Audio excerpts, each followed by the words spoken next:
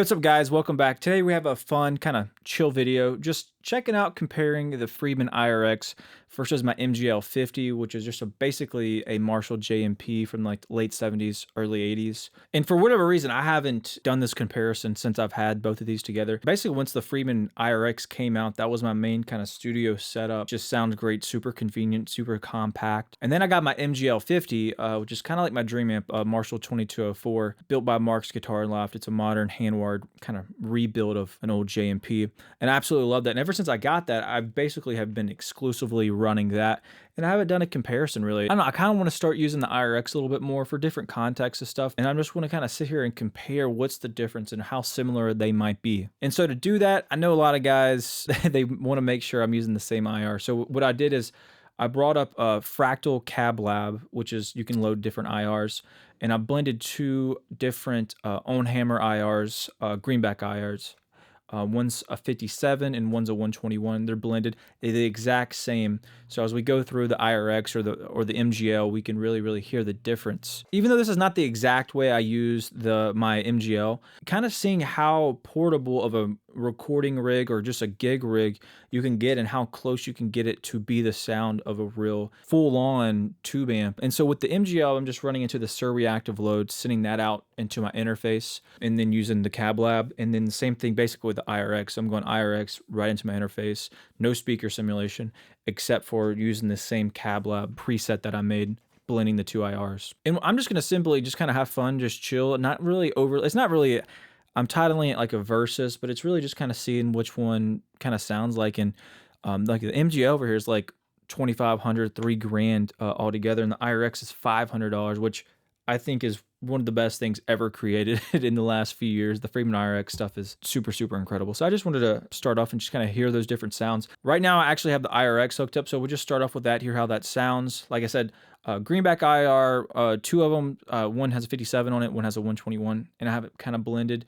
I'm not going to touch it from here, and it's the exact same for each amp. Channel 2 of the IR-X, that's where I'm going to stay. Everything's at noon, tight switch off.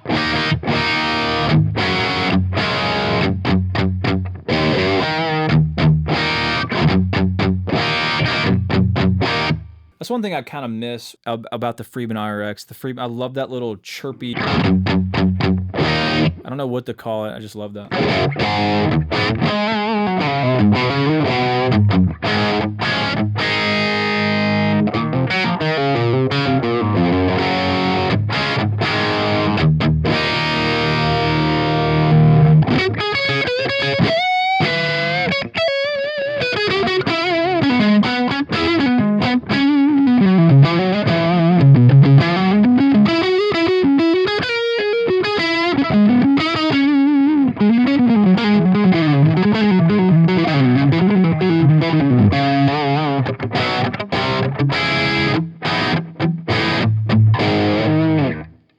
That's also what's really cool about the IR-X is you just put everything at noon and it sounds awesome. Let me add a little bit of treble. All right, now the treble on the IR-X is about 2 o'clock, something like that.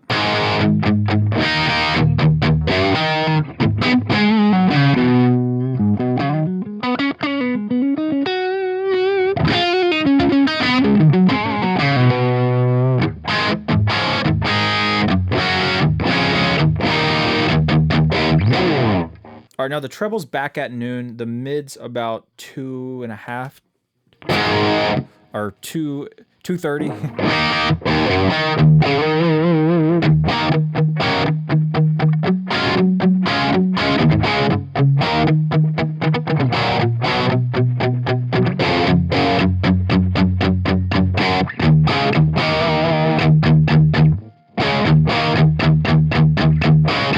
You hear that chirp? I love that. That's the MGL doesn't do that. We'll get to that in a second.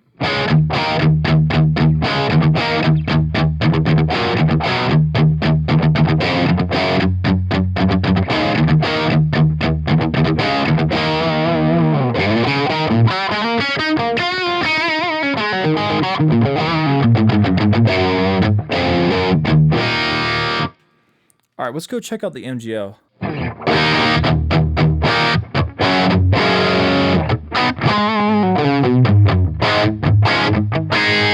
All right, so this is the MGL with my go-to settings. through the same IR, same exact IR setup.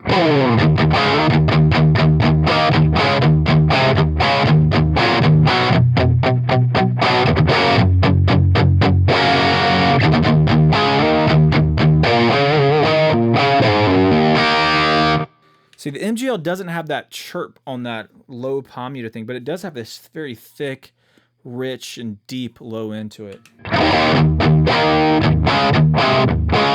Which, when we go back to the IR-X, we'll see if we can try to emulate that by cranking the bass up.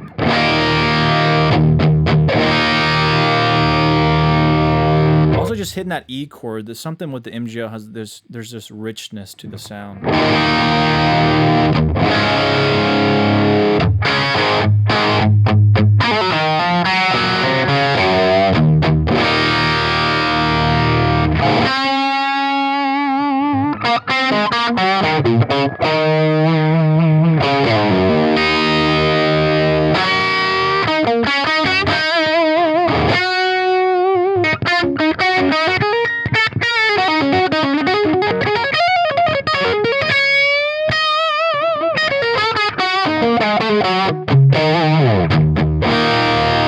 Yeah, there's this kind of creaminess that's kind of going on there.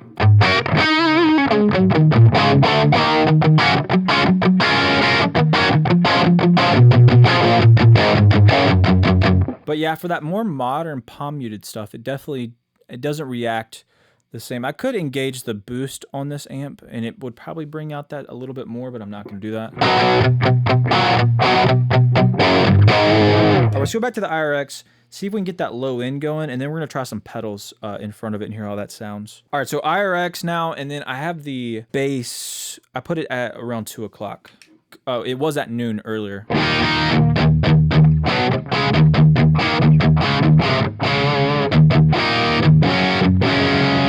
I turned the mids up and bass up.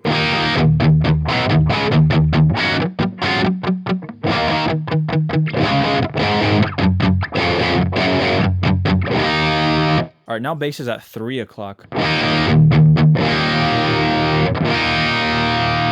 It kind of has that richness that the MGL has, just it's not as quite there. Let's see if I turn the gain up a tad bit, if it will bring that in.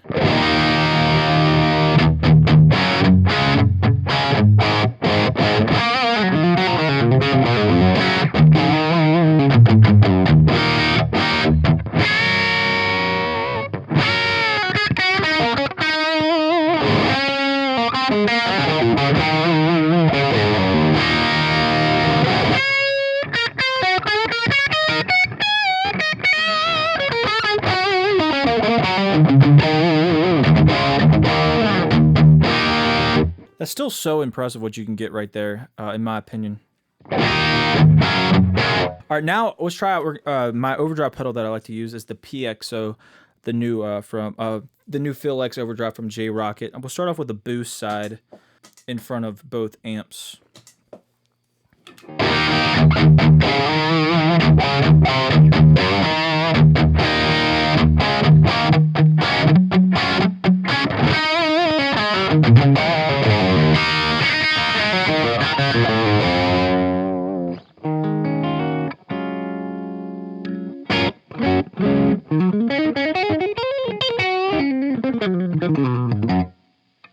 Volume knobs still work great, clean up fantastically.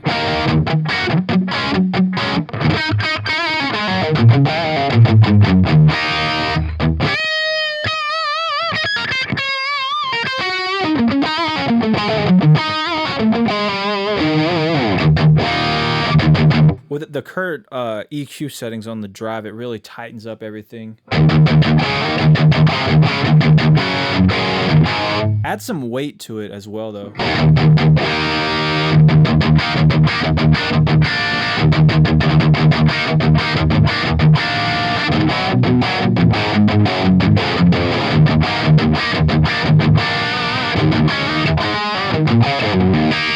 All right, let's try that on the MGL. All right, here's the MGL before the PXO boost side. Actually, it's got a little bit of that chirp going. All right, anyways, PXO overdrive boost side.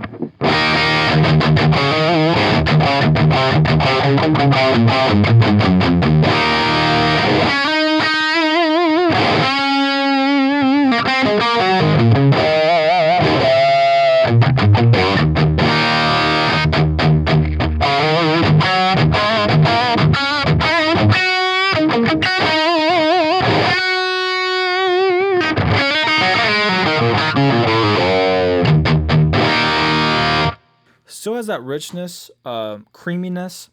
Actually, I prefer the IR-X on the low end side. It's a little, IR-X is clear. This is a little bit muddy on that low end. Right, that's when you're doing that palm mute kind of stuff.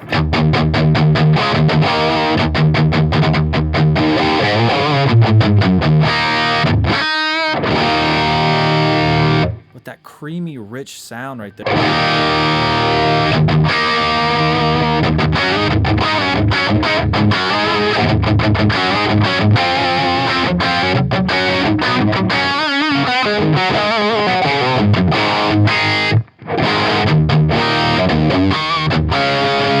Well, there you go. That was a quick little comparison between the IR-X and my MGL50. Honestly, I'm still impressed with how good the IR-X sounds and how it holds up against the MGL, especially in this setting. I think it's really, really incredible. I think what Friedman did with the IR-X is next level. I hope they continue to make... I haven't tried the newest option. I think the IRJ. I'm sure it's absolutely spectacular.